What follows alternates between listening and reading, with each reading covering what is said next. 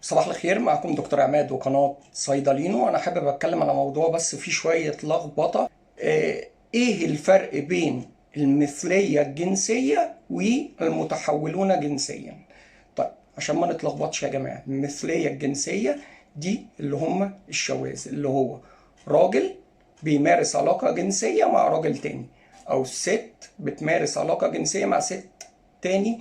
دي بنسميها الشذوذ أو المثلية الجنسية. هتروح تسأله الراجل اللي بيمارس علاقة مع راجل أنت جنسك إيه؟ هيقول لك أنا راجل. التاني أنت جنسك إيه؟ هيقول لك أنا راجل. دي المثلية الجنسية. لكن المتحولون جنسيا دول قصة تاني. بنقسم المتحولون جنسيا لقسمين: قسم الأديان كلها بتعترض عليه، وقسم الأديان مش بتعترض عليه لأن دي خلقة ربنا.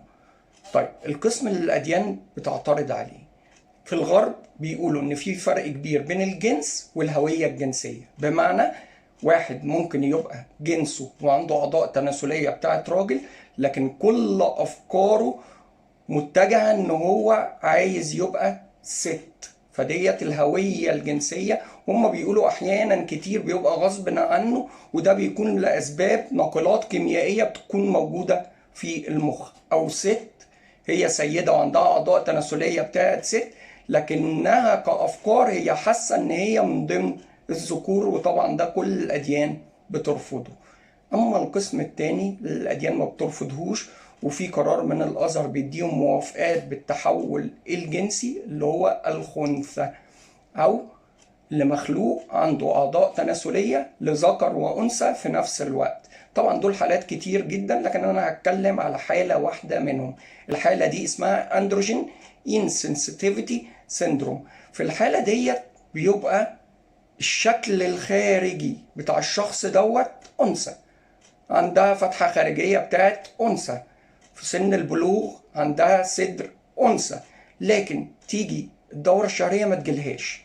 تيجي تروح تعمل سونار عشان نعرف ايه السبب، نلاقي بالداخل خصيتين أو أعضاء تناسلية ذكرية. بعد كده نروح نعمل تحليل جينات أو كروموزومات، نلاقي الكروموزومات بتاعتها اكس واي. والمعروف ان النساء المفروض بيبقوا اكس اكس، كونها اكس واي فدي ذكر، ذكر عن طريق الجينات، لكنها انثى كشكل خارجي، فده مثل من امثله الخنثى. ودي بتقدر تختار هي عايزه تكمل كانثى ولا تتحول لذكر، ودولت بيدوهم تراخيص ان هم يتحولوا جنسيا. وشكرا.